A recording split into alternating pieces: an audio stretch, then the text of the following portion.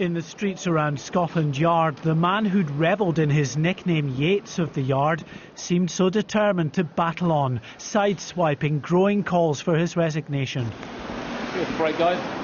But such is the frantic pace of this ever-deepening crisis, within hours the Met's Assistant Commissioner decided to follow his boss and fall on his sword.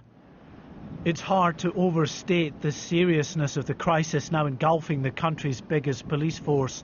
Allegations of a botched phone hacking investigation and even corruption have cost two of its most senior officers their jobs. Earlier, members of the Metropolitan Police Authority's Professional Standards Committee had decided there was enough evidence to suspend Assistant Commissioner Yates. But now he's decided to go. Attention is turning increasingly towards the political. First, the London Mayor, a man who famously branded those fresh hacking allegations as codswallop.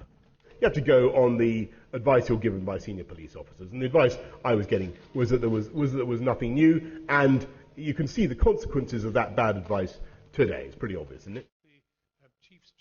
But in question after question, the Mayor was left verbally battered and bruised. And that's why we're having this investigation. Yes, Fiona.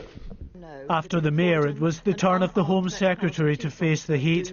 Assurances of new, more transparent procedures at the Met did nothing to temper her critics in the Commons. The judgment of the Met has been called into serious question by appointing Neil Wallis, but so has the judgment of the Prime Minister by appointing Neil Wallis's boss, Andy Coulson. People will look at this and think it is one rule for the police and one for the Prime Minister.